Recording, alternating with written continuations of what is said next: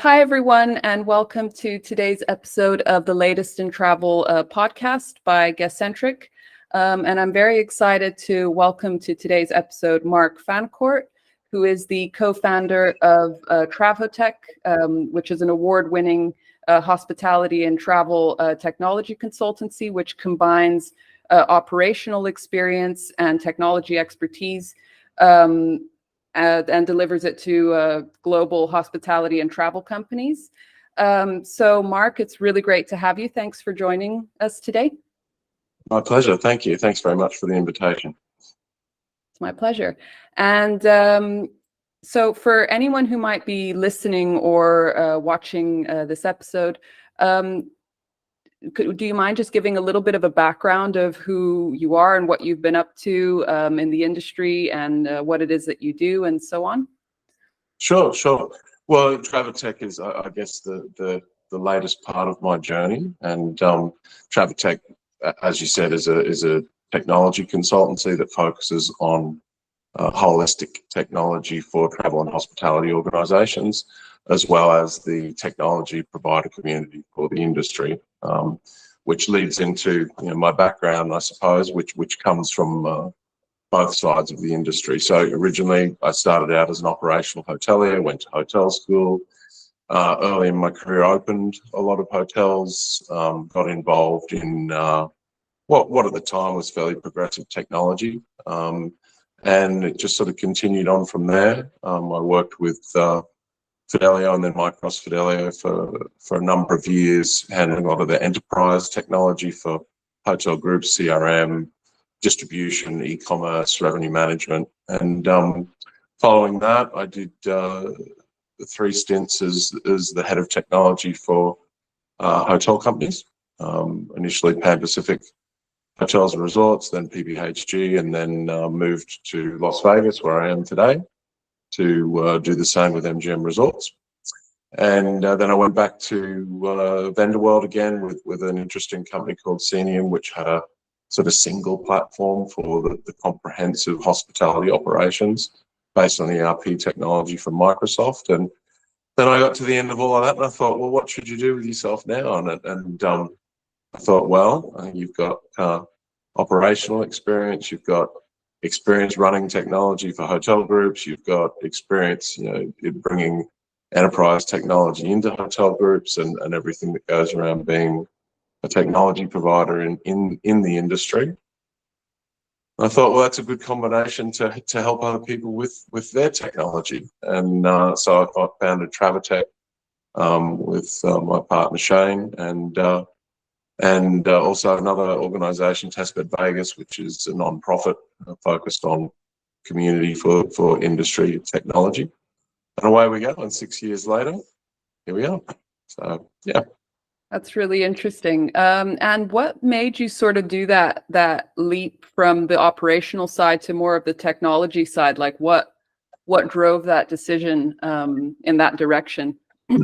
Yeah, I mean, it's a great question. I think I'm probably not unlike a lot of industry technologists of my generation. A lot of us began in operations and in technology. I mean, we had technology, but it really sort of started to emerge a little bit more so in the time that I came up through operations. And the thing that really drove it for me was because I was exposed to Fidelio at that point, and that was in the 80s, and that was, for anyone who had that experience, it was a remarkable transition from the technology that we'd been using today, and it's driven so many things that have happened in industry. So, for anyone who sort of knows the trajectory of the company, that they went on to become, even today, the most globally deployed software solutions for the industry, functionally rich, and so forth. And that was I was just really interested in it. And I found I had a sort of an aptitude for it, the education component, the sort of project side of it, the logic, and then of course the business process, which is equally a part of technology. And I just sort of moved into it from there, which became extremely exciting at that time because It was the software in the industry, and we couldn't keep it on the shelf. So it was a very high-paced world. I ended up, as I moved through the company, working with enterprise hoteliers, which, with brands and groups and global deployments, and that really changed my vision for what technology could and should be in industry. And that's probably propelled me on to most of the things I've done since, and how I bring our expertise from TRAVHOTECH to my clients. Cool, that's really interesting. And I'm guessing there must have been like quite a big development from like back then in terms of the technology and the evolution up until today. What would you say was like one of, I don't know, the biggest sort of turning points from then up until now in terms of technology for hoteliers? Like what would be the main thing that you would pinpoint from that? I mean, feature functionality certainly drove it, but on the back of, I think, a couple of, I mean, there's been, I've been doing this for 30 plus years. So there's been a number of things that have significantly changed I think the momentum of technology would be the way I would put it. Then it was from mainframe technology to PC technology, which just simply meant it was more affordable. The next phase after that was, I don't want to say that interfacing is easy between systems, because it's not, but systems started to become a little bit more connectable. And then that gave hoteliers the opportunity to deploy more technology. And then the next piece was sort of moving above the property, which this was pre-cloud. This is when data centers and that type of thing emerged, and that allowed hotel companies to have sort of a cross business or above business technology. And then the other part that probably happened around about then was the types of databases that were available, which allowed us to store more information and access it more readily. Also moving sort of towards a Windows platform, which was a bit more friendly than the mainframe or the DOS type environments that we'd grown up with. And then the last part would be, the advent of the cloud in terms of a platform, and making technology a little bit more easily deployable. I think those are the things that I would cite as the big change points that I think shifted momentum and approach. And then now today we're on the verge of the next one, which is artificial intelligence. So I've seen quite a few transitions there, but I think all of them have done a little bit more each time to enable hoteliers and to get their hands on technology, I think, in a more accessible way.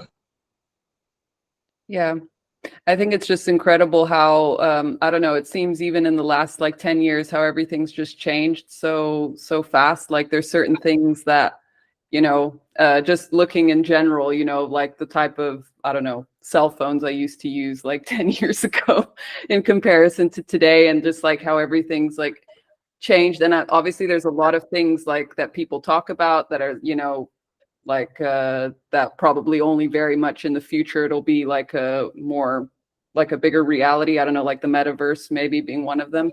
So in some sense it might seem like slow, but then on the other hand, it's like when I just look back on like the last 10 years, it's like, and for you, I can imagine, with 30 years of experience, it's like a lot of change and development. So yeah, very, very interesting. So drawing on your extensive experience with like sort of all the different waves of technology and as it relates to the industry, you've written like some articles previously about how it's crucial for the hospitality and travel businesses to continue embracing this evolution and adapting and so on, as far as I understood. So in your opinion, like how can technology experts more effectively persuade leaders in these sort of companies in our industry to embrace the change, adopt the new technologies, and sort of view them as an integral components of their business strategy? Like what would be the the ways that, you know, you could sort of convince those leaders to buy into these technologies and roll them out across their businesses? Yeah, it's a really interesting quandary for the industry, and you know, it's probably been around as long as I've been in the industry. But part of it is structural, part of it's cultural.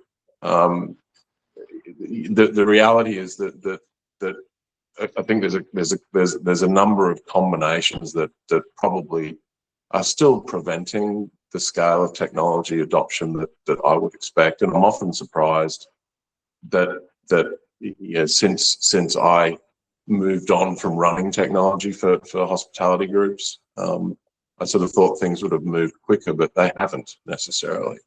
Part of that, I think, is organizational structure. You know, it's necessary for organizations to put their technology leaders or advisors, however they might be approaching it, in a position where they are able to influence and drive change, direction, and strategy.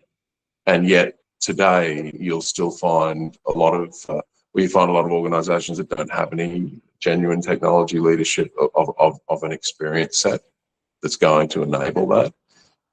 You'll also find that you know, technology leadership tends to get buried in the organizational structure versus having a voice to the people who really need to hear it, and being treated, you know, structurally and culturally as an equal and a contributor to the business. And we hear a lot of the business and IT. Well, there is no business and IT. IT is an equal and integral part of any organization, just as HR or finance or front of house operations is. But we've still got a ways to go there. And that's cultural, and culture takes a long time to change. But I think it's a two-pronged approach. Leadership needs to embrace technology more genuinely, and they need to put their technology expertise in a position where they can set an agenda for the organization and move it forwards. And that I think alone will change the visibility of the function for industry, and it will change the way that organizations work across the organization with their technology counterparts. That's been my observation over well, a lot of years now. And you know, while some organizations have well and truly moved past that, other organizations not so much. It still looks like, you know, the 2000s or the 90s in terms of approach towards where the role of technology sits in an organization. So I think that's key. And what would be, in your opinion, like some ways to kind of bridge that, you know, to bring sort of the knowledge of the business together with the technology side and sort of merge those two sort of components together, that, you know, could implement like strategies that would actually have a good impact on the business? Like, what would be some practical ways to do that, in your opinion? Yeah, one of the challenges that the technology leadership's often had is the depth of understanding of the business of hospitality. And you've got to be a student of the business, because you have to be able to look at the business holistically. That's number one. Number two is, I learned very early in my career that if you want to go to meetings with your peer group and talk about technology, you probably won't get very far. You know, you have to be able to speak the business of the industry and speak to your fellow business leaders in terms of business. And when you do that, you find that you get a whole lot more traction. So that's step one from technology leadership's perspective. From broader leadership's perspective, I think they need to put their technology leaders in a position to do that. One of the challenges that happens when they are sort of buried down the organization is they don't get involved early enough in the commercial and operational approach to the business, which limits their learning. And they don't get to gain a high level understanding of what the pressures and the challenges and the opportunities are in the business, and that restricts their ability to have the same effect. So if you bring those two closer together, the results will improve, definitely. And once you get to that point, then you're in a position where you're having a genuine business discussion about enablement of the business and platforms that can actually bring that to pass. And that's a different type of discussion we would like a new PMS and this is the one we've chosen. Can you deploy it, please? Which is often the case today. Yeah. I'm not sure, like, this isn't actually maybe really a question, it's more kind of an observation, but I think something that I've noticed, like, in my sort of working experience and stuff, is sometimes it's a little bit of a challenge to kind of understand, because technology is so complex and everything, and sometimes, the way that it's communicated, there's maybe a breakdown in the communication. So sometimes, it's like I speak to an engineer or a software developer and I'm like completely, I'm like, is this even in English? Is this the same language, And then sometimes there's this, like, and I'm not saying, that it's all the time, but like quite a lot of times there's this kind of like, how can we reach that understanding that it's like, I don't know if you have any thoughts on that, like what would be sort of the ways to sort of simplify these very complex concepts and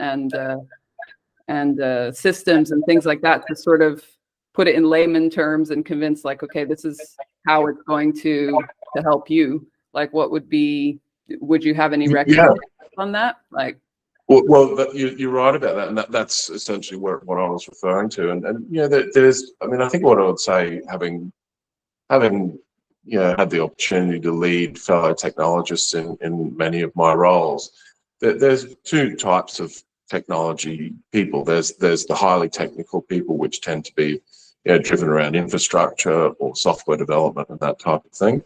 And then there's the business side of technology, which is about organizations, operations, deployment, and so on. So I think sometimes when we expect people in the former group to be able to articulate in that way, it's an unrealistic expectation. They live in that world, and they should live in that world.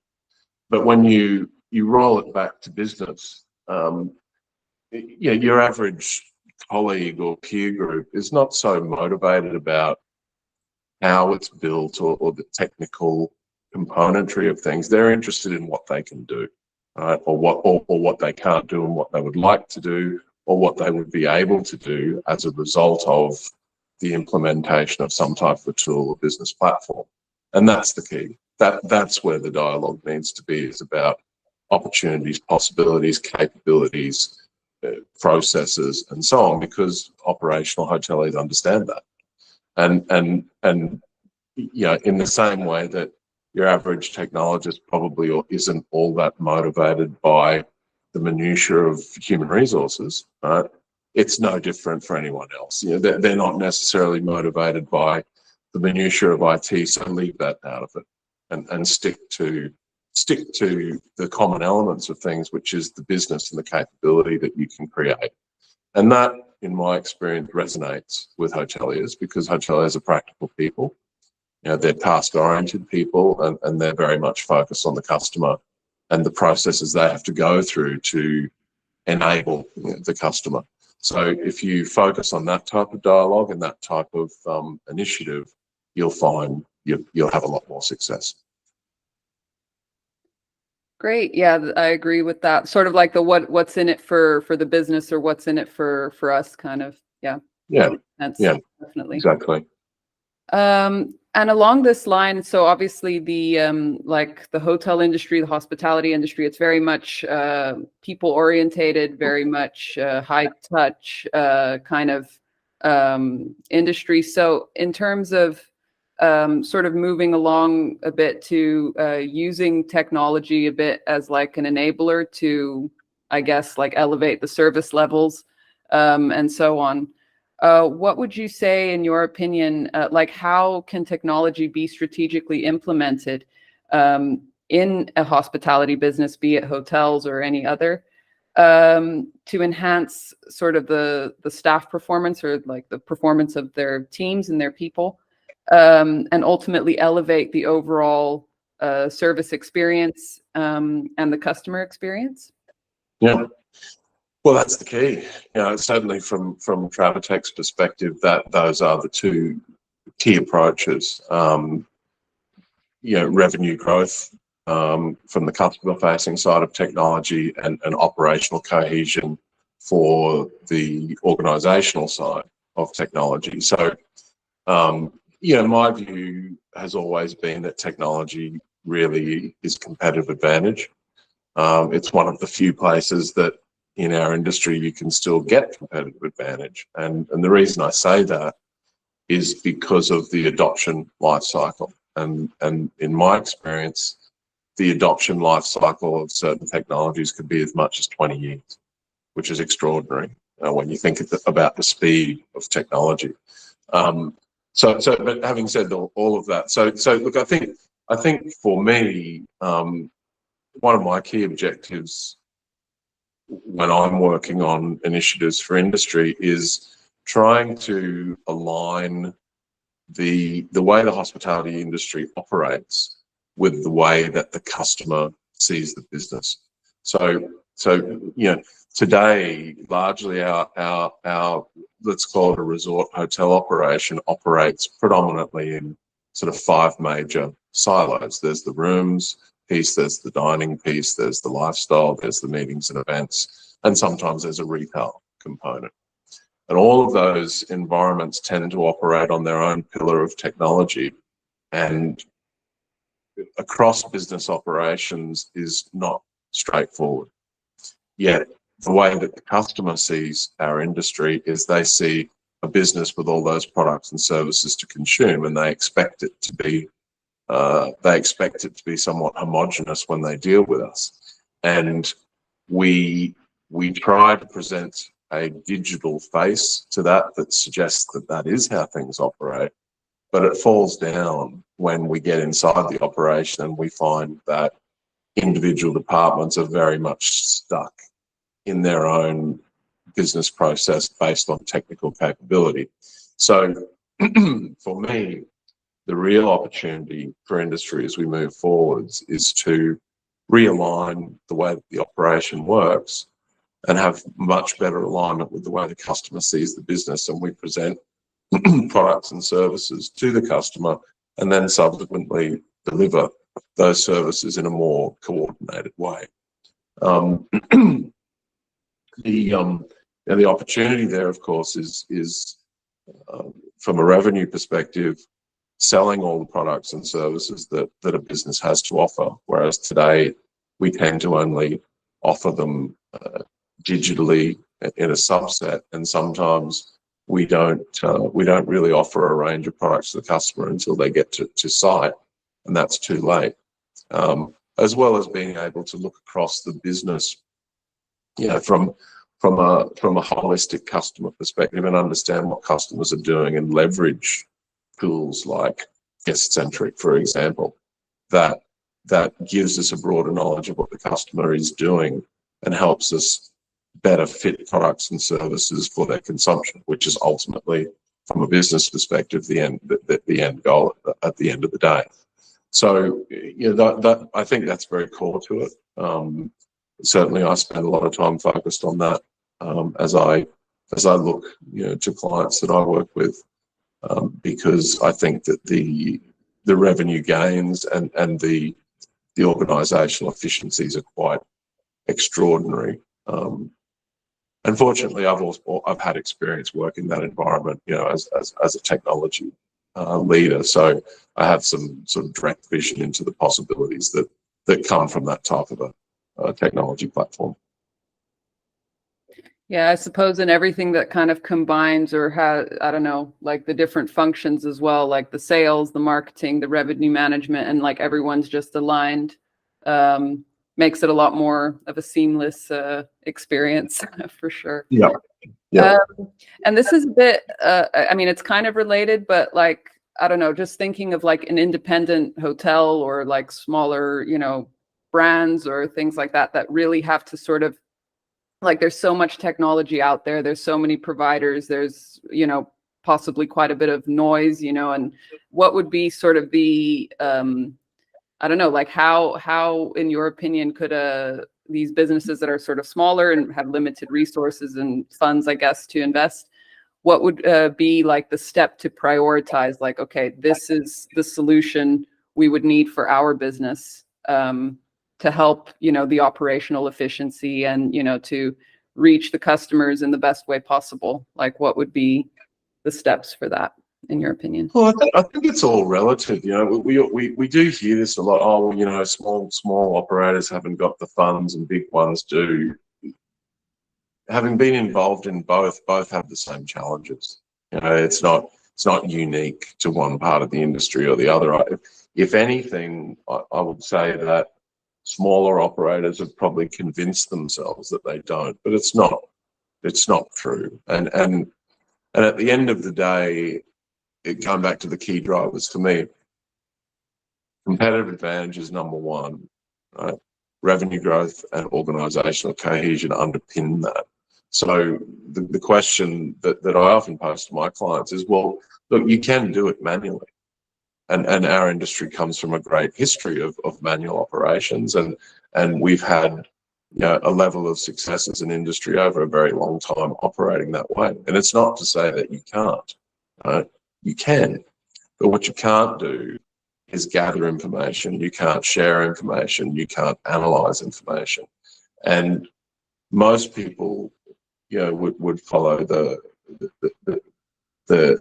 statement that information is power. So if you don't have the information, then it's very difficult for you to make the right decisions to further improve whatever it is that you might be doing in your business. So in my view, it's actually imperative to embrace technology in a far more meaningful way and adopt it more deeply, because that's what you're missing out on at the end of the day.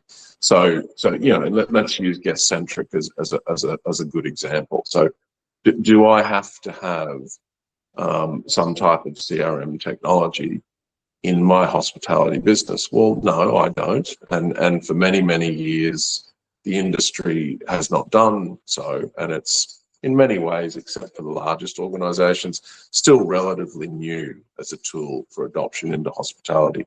Not for good reasons, mind you, but just more because we've reached that stage where we're starting to think that way as compared to other industries. So I don't have to, but then if I don't, given the nature of some of the other aspects of our industry, it's very, very difficult for me to get a holistic view of a group of customers, let alone an individual customer, so that I can try to reach that customer in a more meaningful way and grow revenue as a result.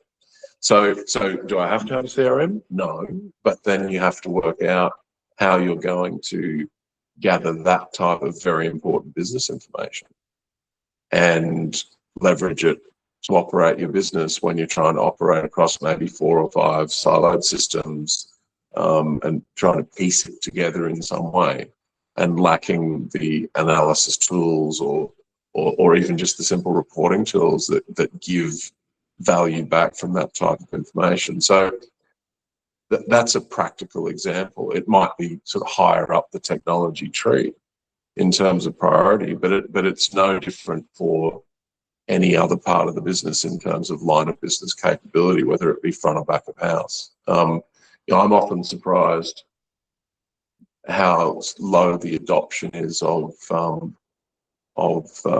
things like supply chain platforms when hotels often have extensive amounts of funds sitting on the shelf, and yet they do this manually. They lack the intelligence around stock keeping procedures and past stocks and things like that, as well as just the ability to keep track of pricing in a meaningful way and negotiate with their vendors. So there are so many examples, and as you touched on, Melissa, when I work with a client who might be in that situation, normally I start from the beginning with a holistic approach, and we look at the comprehensive business and determine what it is that they would ultimately like to achieve and start from there. Because technology investment is not a short-term game, it's a long-term game, and you need you need to have a plan to do so. And that plan needs to be looked at holistically so you do eventually achieve the goal. Whereas what I find a lot of people do is that they go on one-out expeditions trying to find one piece of technology here and one piece of technology there. And that's just not the nature of business today. And it doesn't produce the right results because you end up back at the drawing board next time you go looking for another piece of point technology. So I think, you know, a lot of that's legacy in terms of the way the industry's behaved. A lot of it has been propagated by the technology provider community as well, in fairness. So poor old hoteliers are sort of like, well, you know, you guys have been saying we should get point products. Well, things have changed. You know, technology is far more pervasive now. It's far more horizontal in an organization, and those organizations that approach it from a master design perspective ultimately end up with a better result when it comes to the type of, you know, operability that they want to have for their company. It's interesting. I guess on a human level, we're kind of limited sometimes by like our short-sightedness with these things. And I don't know, it's kind of like, okay, let's, you know, there's this gap, let's put a Band-Aid on it or something, but then not really looking at the, I don't know, an analogy that popped in my head as you were saying this was, I used to live in South Africa, and there was this bridge that, you know, every time, like I lived near the coast, and every time the rains would come, there would be flooding and it would wash away the bridge because it was so close to the water levels, and they would go and patch it up. But, you know, you couldn't use that road for like a few weeks at a time. They would do a cheap, you know, little job on it instead of building, I don't know, a higher bridge. And every year it's the same issue, and it ends up costing more because it's like, yeah, you keep paying that out. And then it's like, I don't know, it's a bit short-sighted, I guess, like in that. Yeah, well, it's a great analogy. Yeah, and again, it comes back to, I think, a lot of the culture of the industry, and you know, we're so task-oriented, and there's nothing wrong with that. You know, it's not a critique at all. It's the reality of our business. But technology ultimately is an asset management exercise, and these are, you know, a lot of people say the cost, it's not the expense, not a cost or an expense. These are assets of the business, and it needs to be approached in that manner. And assets, as we all know, for the assets we have in our own personal lives, are generally approached from a long-term, you know, structural or strategic perspective, and it's no different in business. But we often don't approach technology in that way, and that's the key. You know, is you need to be able to take that step back and take a look, you know, at the horizon of the future, and align it with the objectives that you would like to ultimately achieve, and you know, what type of a business do you want to be? Right. Let's start from there instead of focusing on I need a new PMS. You know, if I had $1 for every time I had someone say to me, I need a new PMS, I wouldn't be working anymore. But often that's not what they need. Yeah. But it's a, you know, this is my problem. You know, no, the opportunities are usually much bigger than that, and that's something that I spend a lot of time with my clients educating them on, to be honest, and helping them sort of take that step back and slow down a little bit, and build out something that, to your point, financially you can work towards, and logically bring the different tool sets in that you need to build that comprehensive operating environment that allows you to be faster, higher, stronger, you know, than you were in the previous life before you went through such an exercise. So you know, and it's if hotel companies have any benefit there, it's because they do, you know, the corporate operations of your average hotel group is a strategic organization first and foremost, and if anything, that's where larger hospitality groups have a leg up because they have the opportunity to take the strategic approach. Whereas when you're a little bit further down the scale, that's not so easy to do. And that's where people like me, help when they haven't got that permanent capacity. But it's extremely important because the picking here and picking there does not ultimately get you to a long-term destination. And there's a lot of noise out there today, as you touched on earlier, Melissa, about, well, if you don't like it, you just get rid of it. No, the deployment of software into a business is it's a big deal for all of the impacts that it has. And once you've put a piece of software in, you want to be successful with it. You should not be approaching it from the perspective of, oh, well, that didn't work. Let's move on to the next thing. And that's the difference between a strategic approach to technology adoption and sort of what has been the trend in industry for a long time. You said something just a little bit earlier about how many times people say they need a new PMS or something, but then that's not actually what they need. It's what they think they need.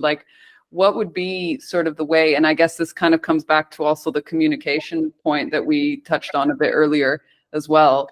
But how do you convince, this is what you need for your business, in terms of also looking into the future and the future of their business, and what's the way to convince,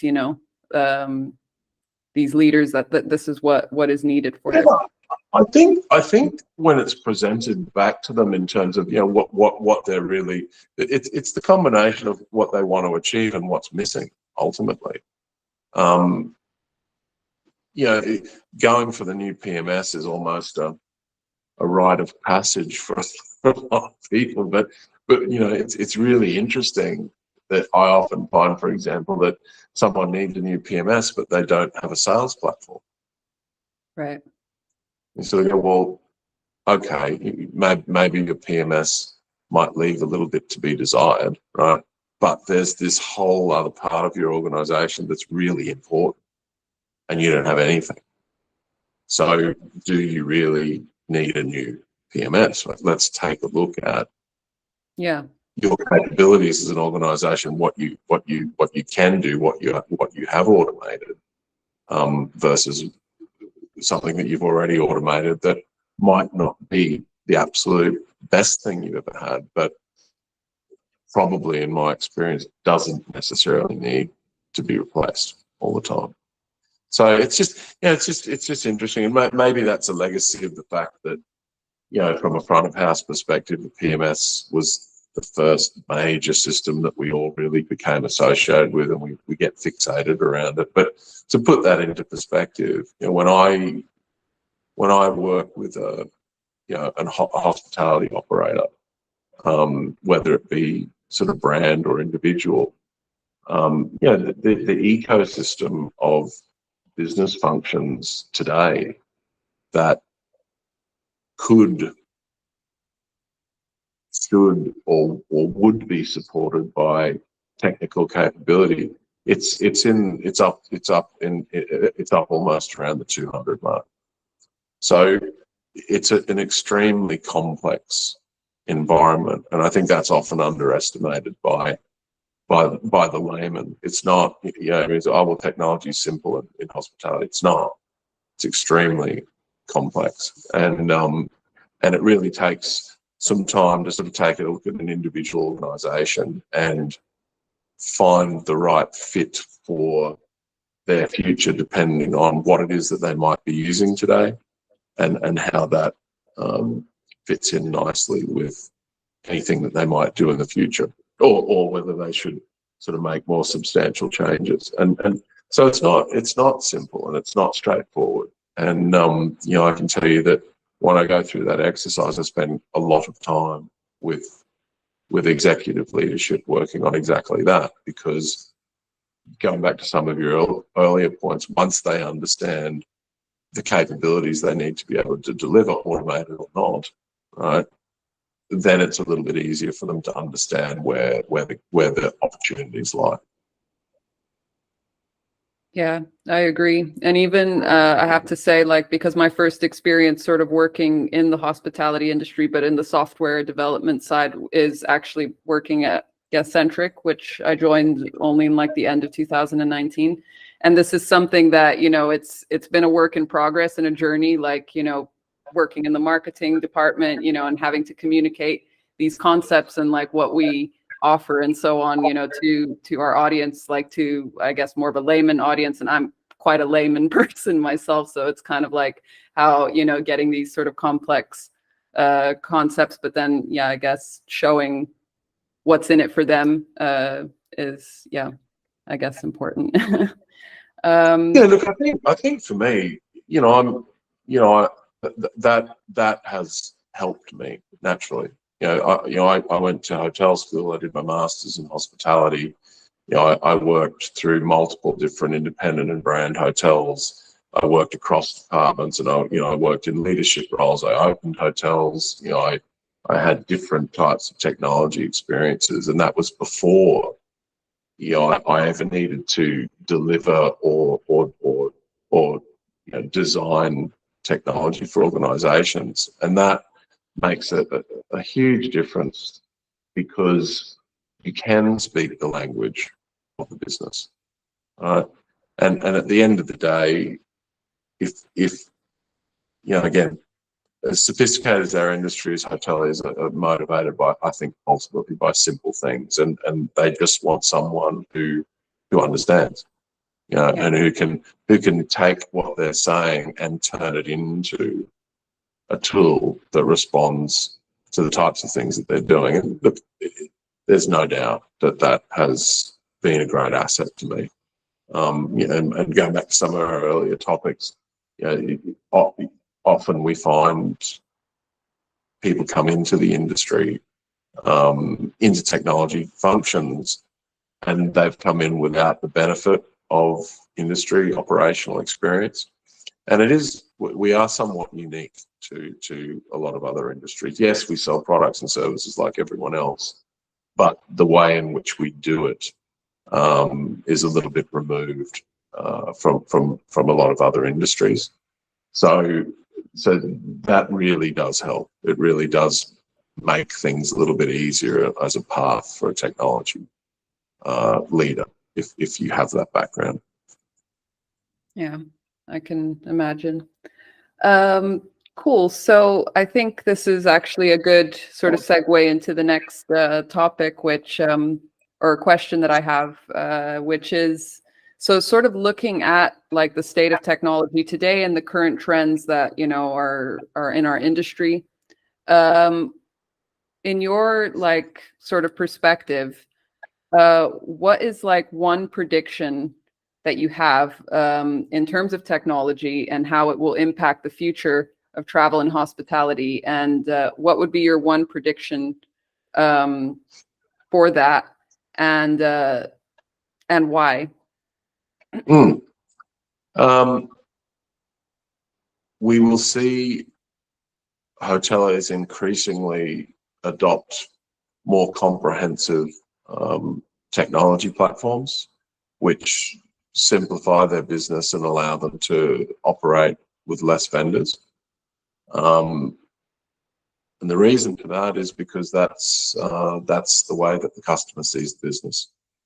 And ultimately, in a customer service-oriented organisation where we're looking to please the customer, our tools and processes need to align with the customer's view of our organisation. And so that would be my prediction. And that's a step away from the way it's always been.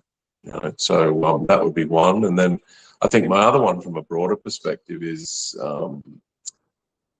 that the lower tier of today's current hospitality product will fall out of what we know as the traditional hospitality industry, because by nature of the way that product's being delivered and the reduction or the absence of any service, it won't really genuinely represent hospitality anymore.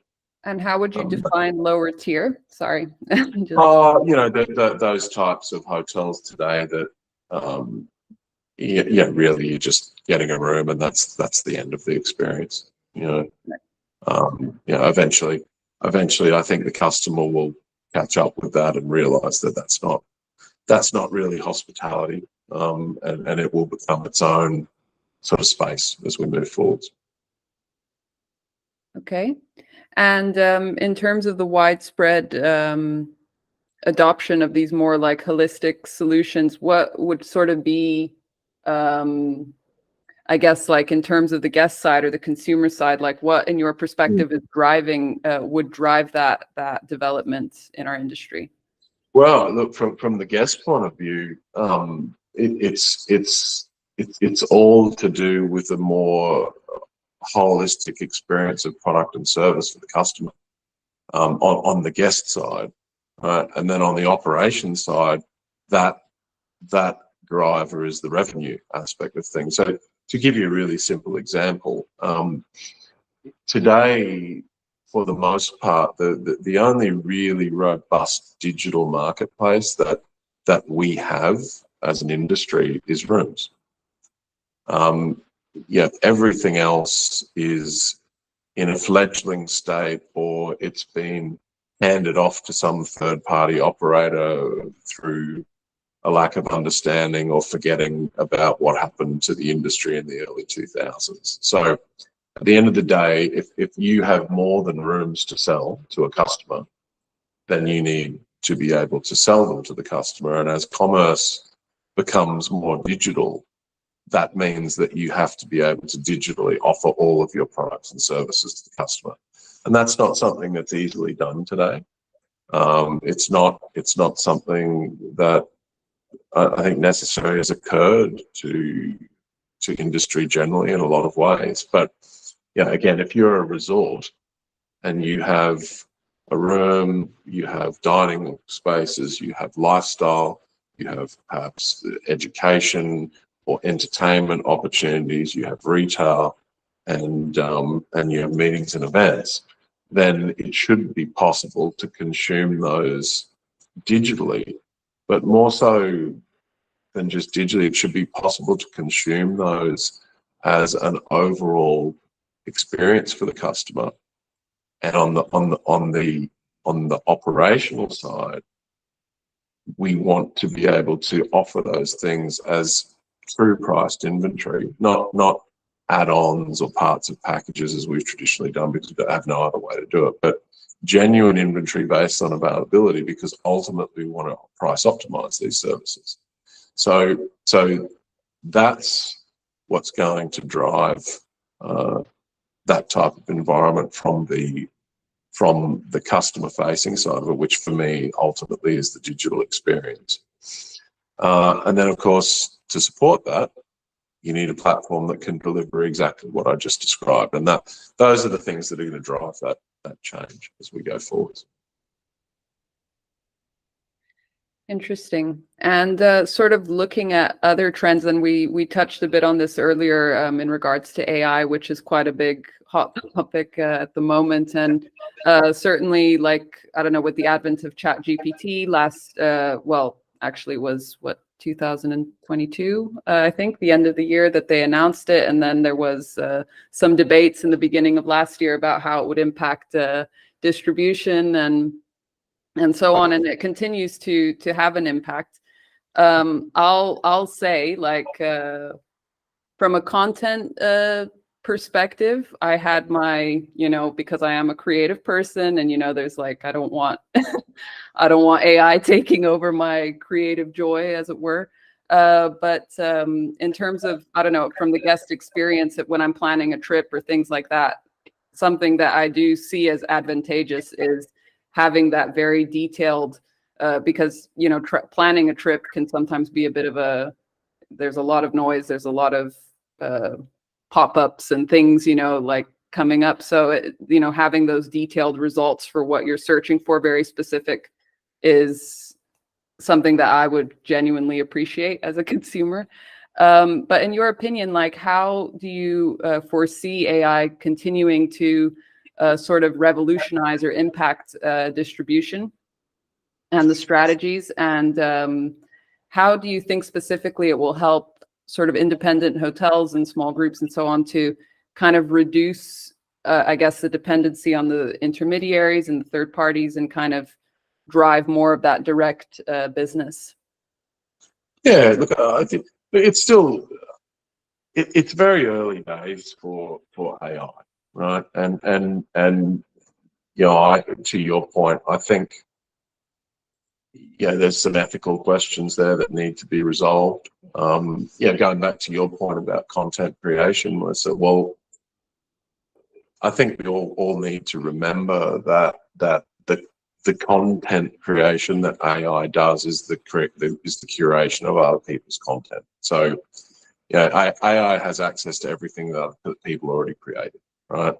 Now, as we go forwards, obviously there'll be AI creation on top of the things that people created, but ultimately it pulls together other information that's available and just does it in a more effective way. So I tend to think that there'll always be room for the human element in all of these things. Going back to the distribution discussion, so for me, I think the opportunity as we move forwards is that, you know, I'm very voice technology, voice input has always been something that's very important to me from a capability and from particularly from an operational perspective for hoteliers or customers. And the reason for that is that it's the same reason you and I are sitting here having a chat and not typing. Okay, this is our most comfortable form of input, and as we go forwards, more and more technology will be based on voice input, right? So the nature of AI being much more sort of question and prompt oriented than in traditional search, I think is the big opportunity for hospitality. So, you know, instead of, you know, looking for hotels in a particular city, for example, you'll ask a question about where you want to go and what's good and what I should do there. So the benefit of that is that hopefully smaller operators or industry in general is able to bypass the traditional aggregators, right? Because people aren't going to the aggregator anymore. They're just going to their Google browser or to their Bing browser, and they're just asking the questions, right? So that's a big opportunity to shift some of the channel distribution that's out there. But we also have to remember that these companies will also have all those same things. So I you know, I don't think it's as cut and dried as everyone thinks, and there's going to be the next jumble and muddle of how all of these sort of AI-based searches intersect, and I dare say that we'll go through a phase at some point in the future where we're sort of still competing against big blocks of product and service in the same way that we compete not just in hospitality but across any industry today. Is it easier for a level of content creation for hoteliers who may not be fantastic at doing that or necessarily have the manpower in house to do those sorts of things? Yes, it is. But at the same time, I think the question still remains, well, is your business just going to be a byproduct of AI, or is there going to be something individual about it that a customer should want to come and see you? Because at the end of the day, everyone's going to do the same thing, right? So yes, like all technology, there's an adoption curve, and as I touched on earlier, the adoption curve, in my experience in our industry, can be from leader to laggard, can be 20 years. You know, so will it be that long with AI? No, it won't, because very, very large technology companies are driving this through their core products. So we're already all reasonably exposed to it and learning how to get something out of it. I think the more immediate opportunities for AI is sort of in the CRM space. So those people, the challenge that we have as operational hoteliers, going back to the nature of our business, is it's very task oriented. Most hoteliers are focused on getting through today, and then taking a bit of a look at tomorrow and what that's going to mean for them. So one of the things that we've always had is decent information about our customers, particularly on the room side of things. So if you have any level of a reasonable property management system in your hotel, you've got profiling and you've got history capture. You may even have preferential information, notes and other anecdotes that you've learned about a customer, how they like to pay, their loyalty, their behaviour, and so on and so forth. But being able to analyse that information through the PMS with meaningful reporting that can be done on a customer set, because we, in our industry, we're largely hamstrung by, I guess, what I would call the crudeness of segmentation, right? So that's largely dependent on whether the staff get that right when they make a reservation, for example. But that's not the nature of people. You and I might be traveling for business. We might stay in the same hotel, but our expectations of that hotel and our behaviour will still be very different. So I think that's where artificial intelligence really at the moment has its big opportunity, because it can take that same data set and find other anecdotes and trends, whether it be macro or micro, that are not necessarily easily provided for by structured systems today. And that would be, where my immediate focus would be for anyone who's sort of thinking, well, what can I do with AI at this point? Now, the flip side of that is, well, do you want to put that information into AI? Okay, from a privacy perspective, or exposing the nature of your business, into the public domain, which is exactly where it goes. So in time, like all things in the hospitality sector, we are consumers of technology. We're not builders of technology, and there are very good reasons for that, because we struggle to get through the day-to-day of the cut and thrust of hospitality operations, and we don't have a whole lot of business sitting around trying to develop technology. There's any number of examples to show that may not be the best approach for hoteliers. But what will happen, and what always happens in the hospitality industry, is companies like yourself bring some of that artificial intelligence to industry through their products. And that's when I think the real power will start to be available, because that artificial intelligence, one, will be against the information within that application, so you're not having to move it out to locations that might be questionable as to whether you could or you should be doing such a thing. So that's one example. There are many others. I mean, the supply chain's a huge opportunity. Obviously, just basic financial and scenario analysis is a huge opportunity. But these things will come to us through largely packaged products. And the question will become, it goes back to the same old story. At what point will your organisation be on the adoption curve? Number one. And number two, it's great to have that, but if you don't have the core information in the first place, then you don't really have anything to look at. So that's my view of it at the moment. I must admit, I get very concerned about the ethical use of AI and what people do or don't do with it today. And I think there's going to be a lot happen over the next couple of years to sort of further define how that looks in general for us as a species, beyond the specifics of hospitality. Yeah, I agree. And something you said earlier that kind of resonates as well, I guess, is like, and I know our CTO, Sergio, he said this as well, sort of something similar, but about using this as more of an enabler and not like, I'm paraphrasing, but not as a crutch, like not over relying that then it's like, it just takes over the life and soul of your business and it's not you anymore. Yeah. I don't know if that Yeah. makes sense. No, I think so. Yeah, that's interesting. I think that's the ethical piece of it, isn't it? Yeah. I mean, are you the byproduct of that, or do you still stand for something in terms of your own business and you leverage it? I find it very useful in my work for analysis and synthesization of information. That's where I get the value from. But if I write an article, I write the article. Yeah.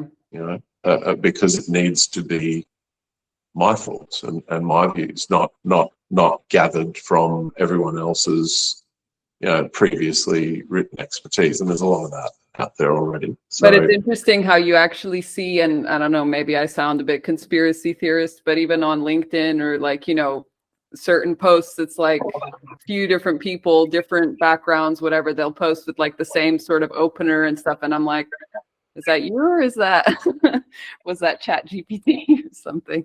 Well, right. My favorite is taking the world by storm. Everything is taking the world by storm. Yes, that's right. That's right.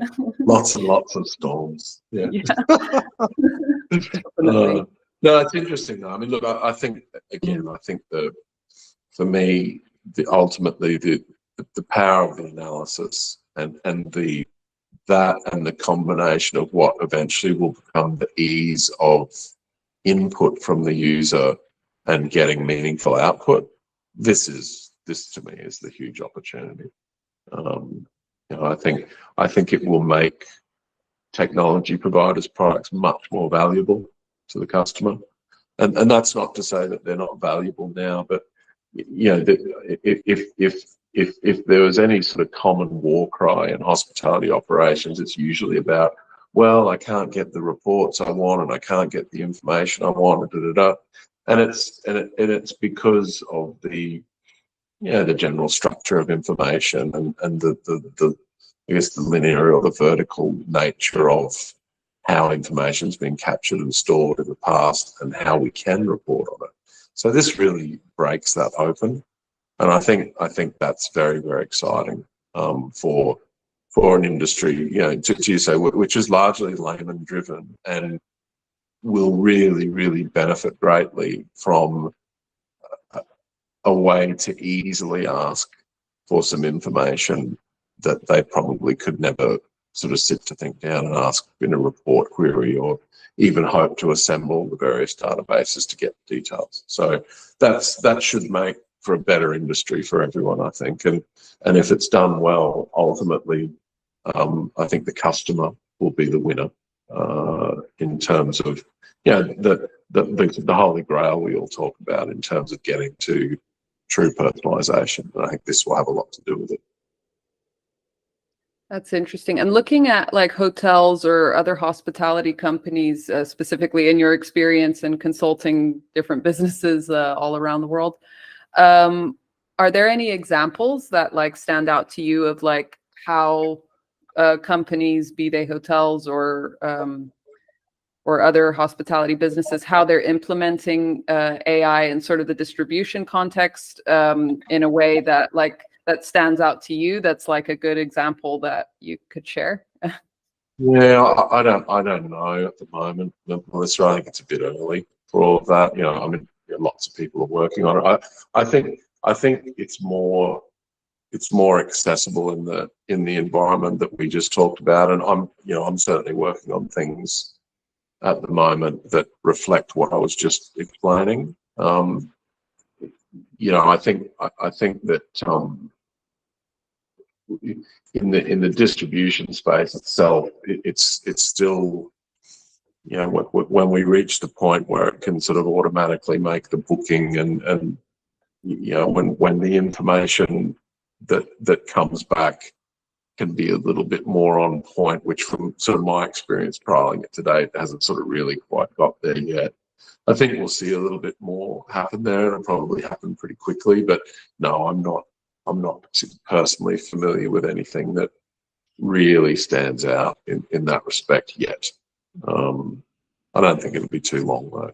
Yeah, there are lots of little companies that are working on this type of thing, software providers at the moment, but no, I haven't sort of seen anything that I think is remarkably shifting the norms yet. Okay. And sort of on a related note, because I guess something that AI continues to enable and will continue, I'm sure, for years to come, is sort of this,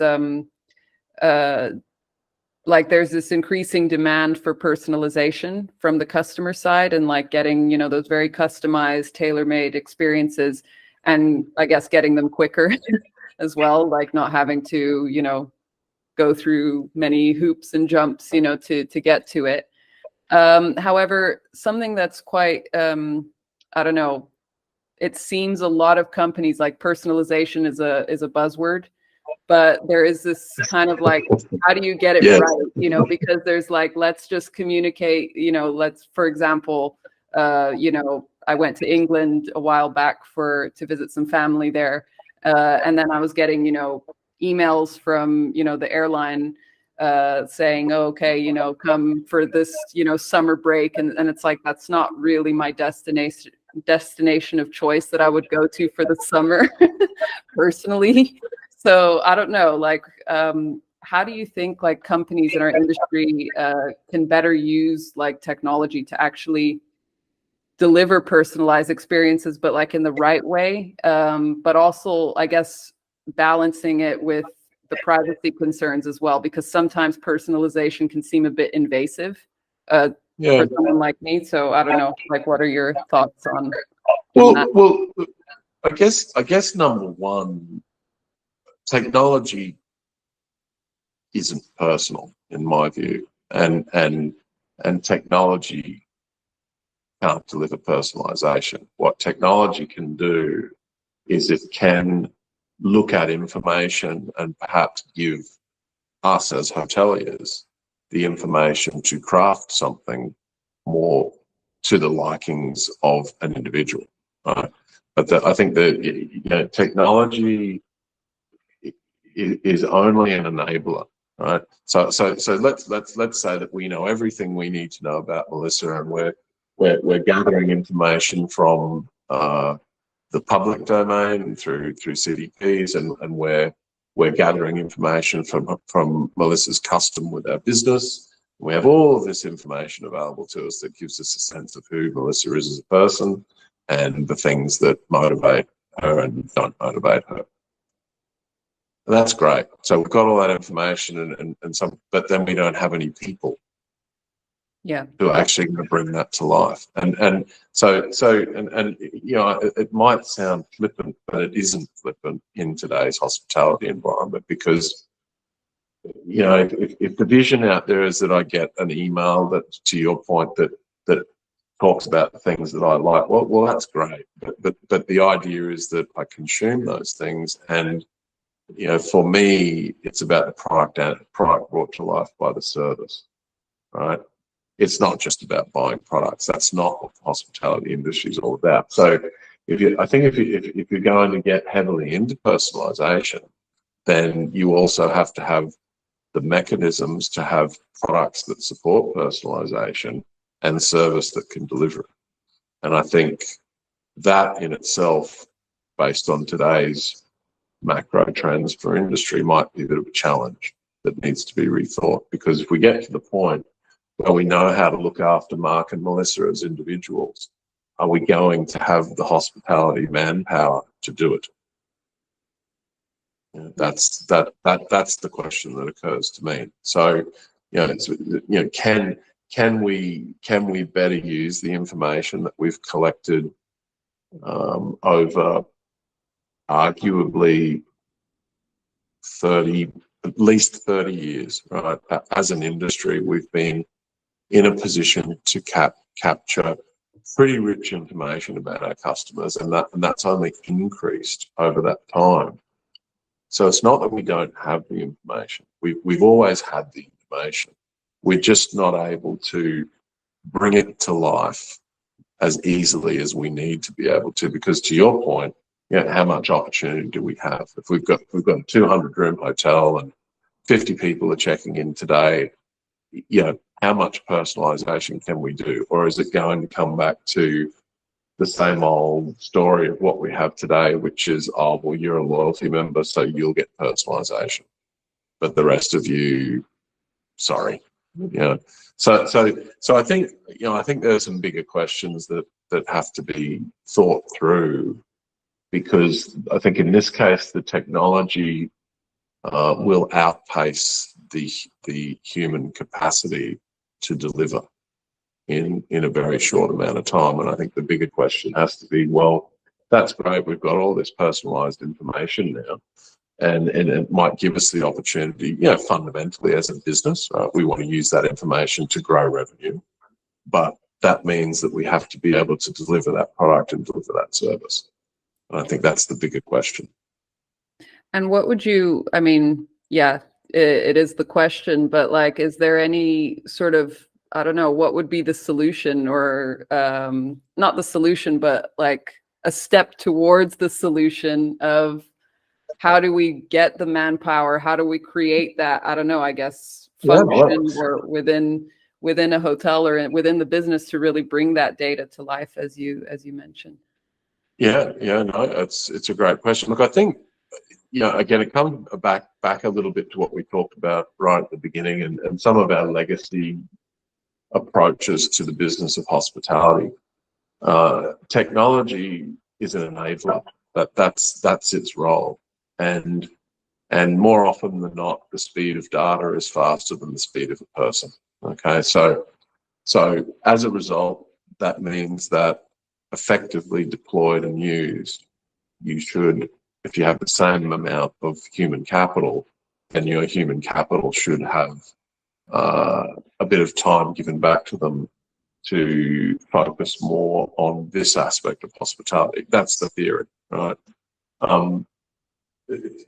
But more often than not, we see technology enablement which comes at the expense of hospitality professionals. So at some point, the balance, which in my view is a very crude way of looking at things, because we are in the very, very fortunate position as an industry today to have really some extraordinary technology available to us that allows us to operate our industry in ways that we couldn't have dreamed of, even 20 years ago. But it requires the adoption of that technology to be able to do so.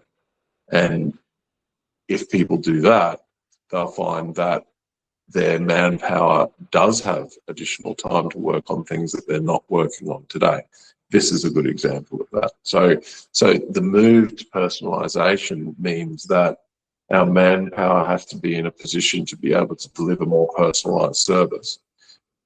A lot of the industry, at a lot of levels of the industry, is actively in the process of trying to remove service. So those things don't fit very well together. so hence my earlier comment. So if we're not going to use technology as the enabler to create more time and maintain our manpower as it exists today, and use it as an opportunity to deliver, I argue, better product and service than we've ever been able to do at any stage of the life of the industry, then it really doesn't matter what the technology can do. Hospitality is a people business, and there's nothing personal about a check-in kiosk. That's not personal, and it's not personalization. So do we use this to restore ourselves to some degree to the touch-based human hospitality industry that we grew up with? Or once we get all this information, it doesn't really matter about personalization anymore, because we're not really in a position to deliver it in most parts of the industry anyway.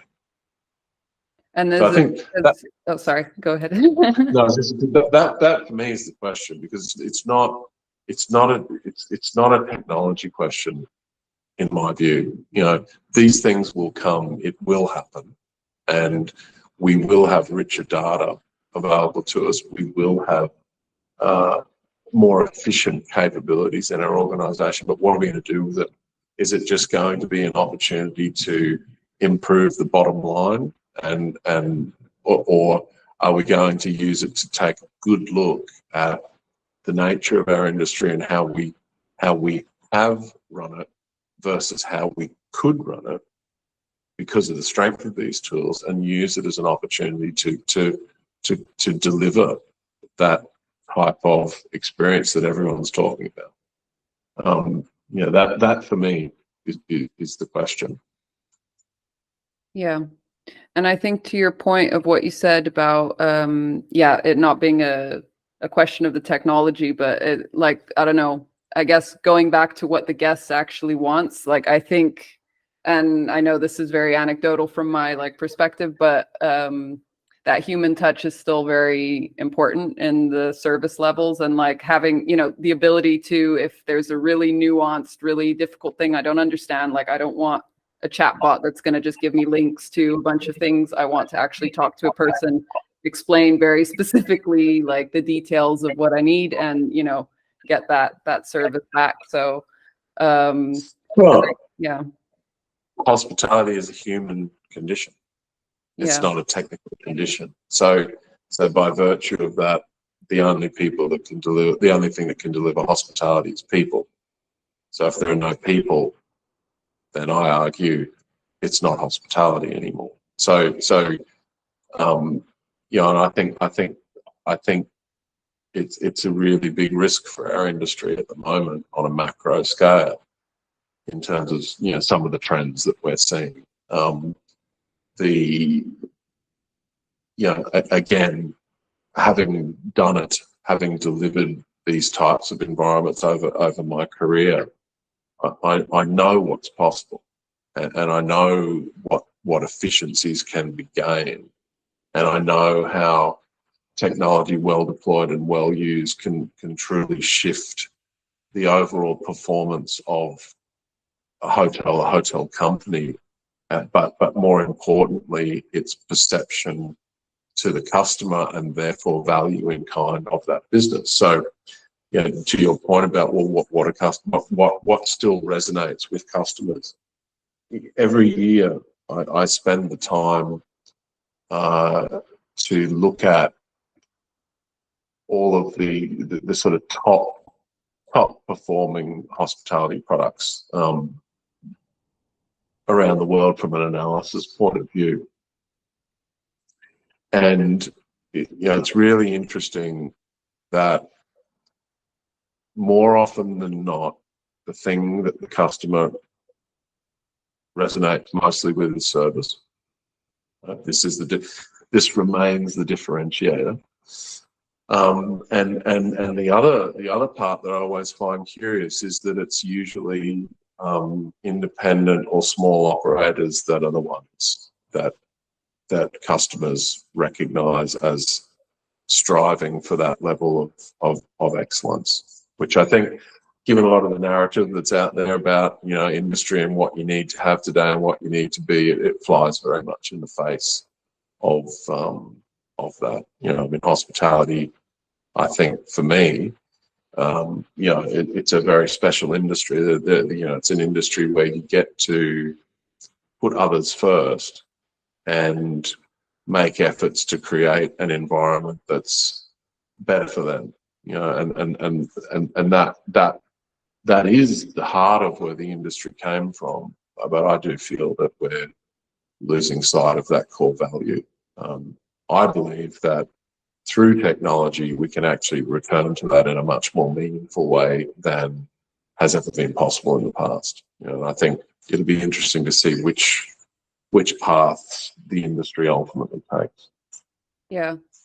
We're coming a little bit to the end of our time, but before we go, I just wanted to touch on like sort of the last things you said. So you mentioned sort of this trend towards kind of limiting service or reducing service. If I understood you correctly, is that in like the manpower perspective?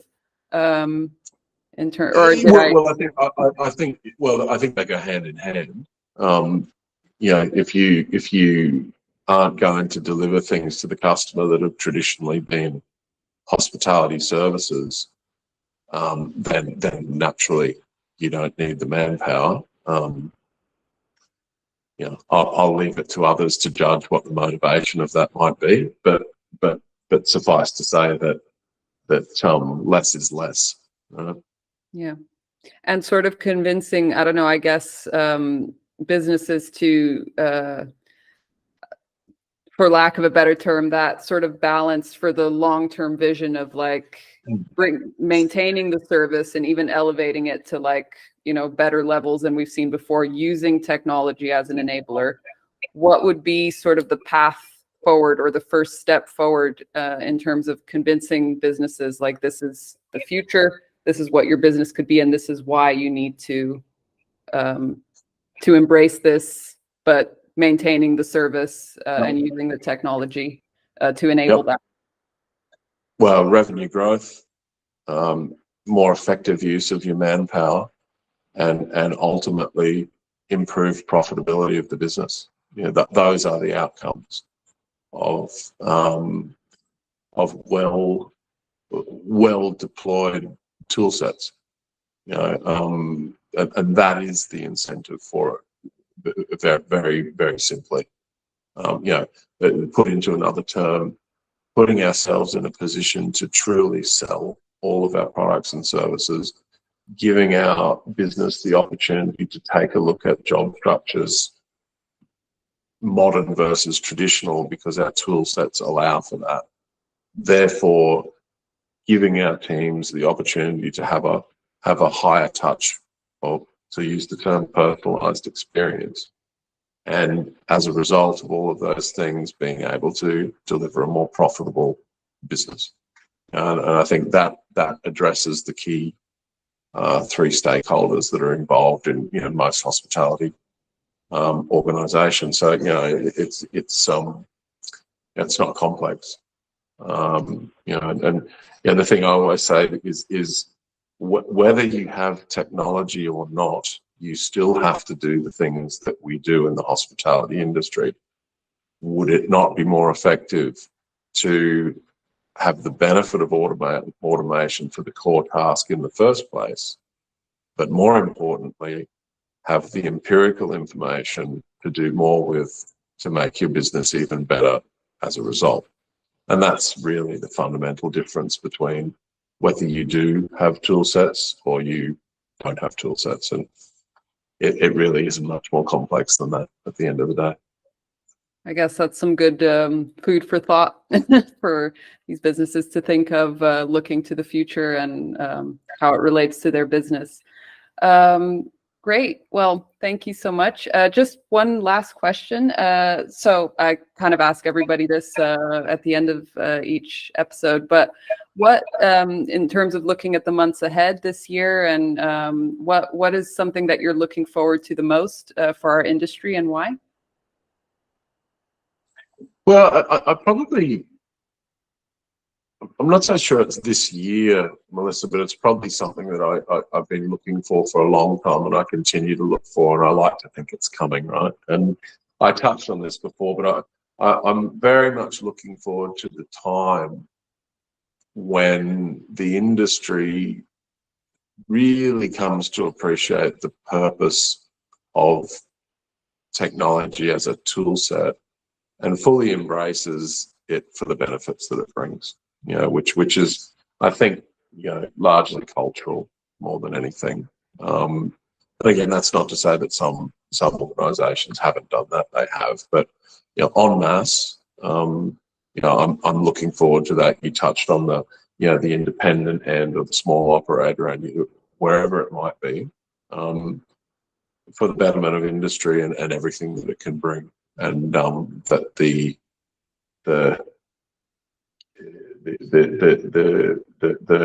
I don't need to concern myself with technology mindset sort of disappears from the industry. I guess that it becomes like ubiquitous, like with these, yeah. Yep. Great. Yep. Well, it's just another piece of the business, like all other pieces of the business are, you know. yeah. But so yeah, that's what I'm looking forward to, and the outcomes of that. Yeah. Well, it's exciting to think about, and yeah, I guess we'll see what happens in the months and the years to come as things go along. We will. Be an adventure. I've been watching for a while now, so. Okay, well, it was really great to have you, Mark. Thank you very much again for sharing your insights with us and for our audience as well. I'm sure there's a lot of food for thought and a lot of learnings that can be gathered from this conversation. So thank you very much for your time. And thanks everyone for watching, and we'll see you on the next one. Thank you.